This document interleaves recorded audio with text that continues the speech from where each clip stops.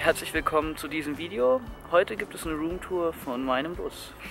Und ich würde sagen, ich fange jetzt einfach mal vorne im Fahrerhaus an und zeige euch mal, was ich dort so verändert habe.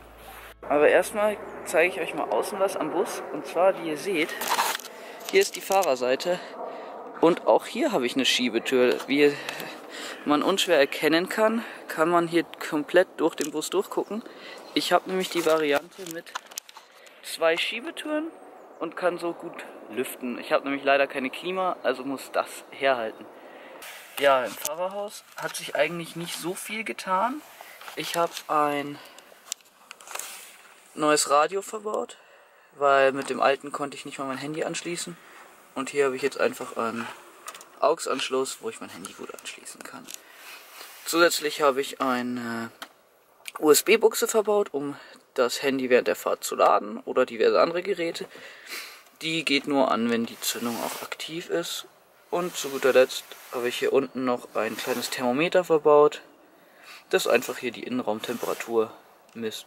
Ansonsten ist alles Standard, nichts Besonderes, wie im Bus halt üblich. Wir befinden uns jetzt hinter dem Beifahrersitz.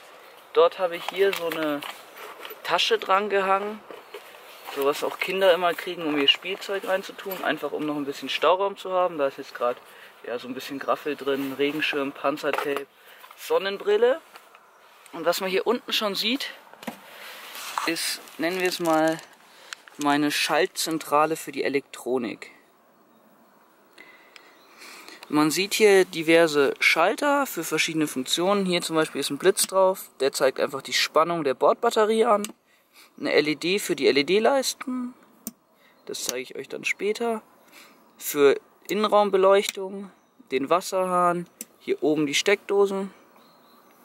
So, ich habe jetzt mal kurz die Location gewechselt und zwar in ein Parkhaus. Hier ist einfach das Licht ein bisschen dunkler und man kann dann besser sehen, was ich hier für Licht verbaut habe. Und zwar habe ich hier oben, wie man so sieht, an jeder Seite 3 so kleine Spots verbaut, die man dann hier anschalten kann und dann eigentlich ziemlich gut Licht machen im Bus. So, zusätzlich dazu habe ich hier so links und rechts LED-Leisten verbaut.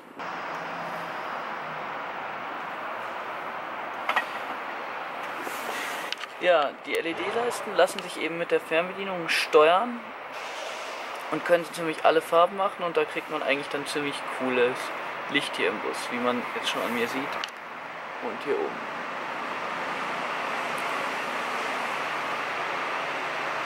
Unter dem Fahrersitz befindet sich die Zusatzbatterie, die einfach mit einem Trennrelais an die Bordbatterie gekoppelt ist, so dass sie immer geladen wird, sobald man fährt.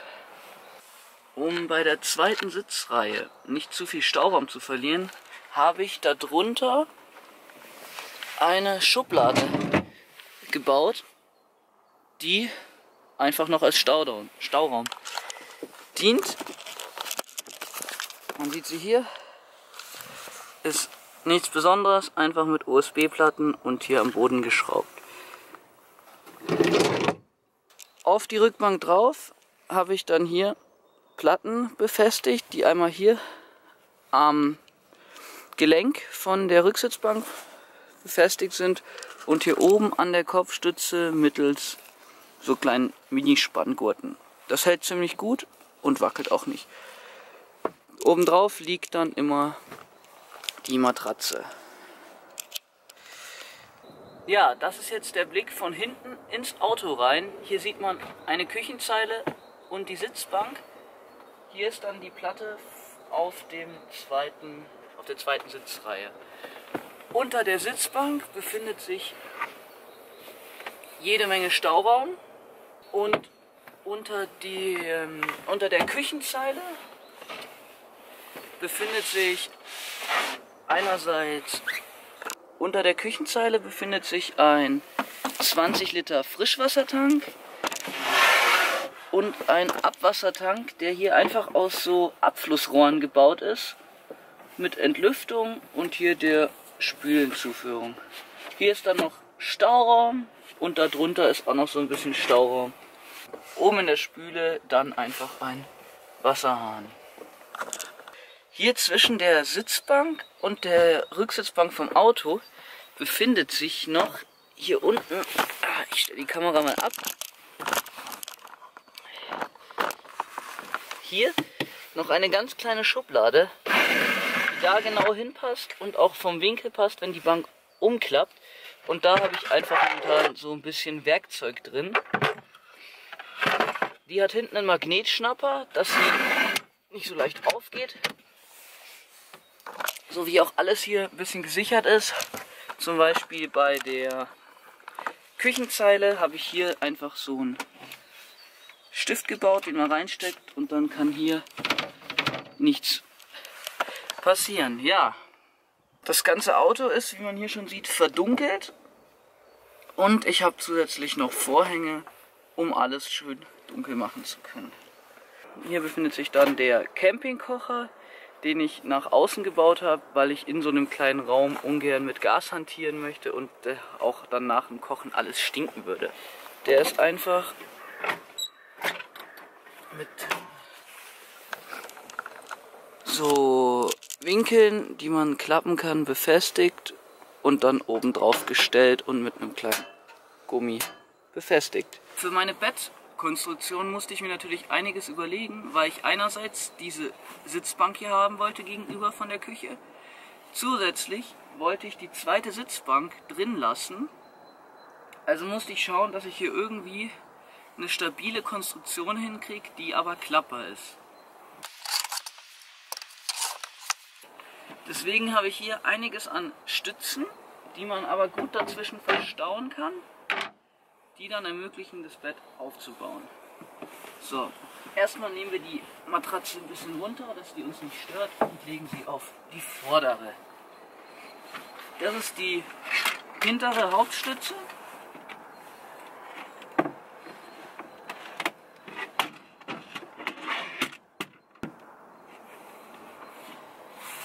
Die wird einfach hier hinten eingehangen und dann liegt es hier schon mal alles auf.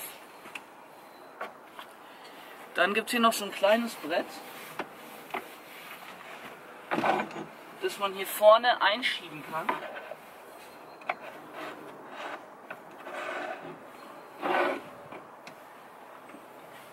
Und zusätzlich hier noch eine Stütze, da ist nämlich die Hauptbelastung, da ist der Rücken, der Körper, der dann auch hier nochmal gestützt wird und sich hier unten in dieser Metallschiene ideal verfängt. So, das gesamte Bett kann man dann hier aufklappen.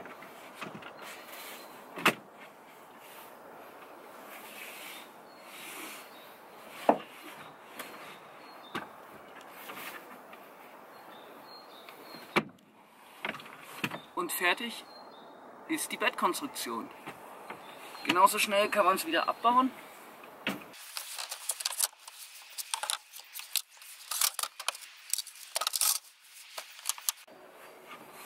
Und man kann wieder drin sitzen. Ich hoffe, die Roomtour hat euch gefallen. Wenn ihr mehr von dem Bus und mir sehen wollt und alles über meine Europareise erfahren wollt, abonniert doch den Kanal und freut euch auf spannende Videos.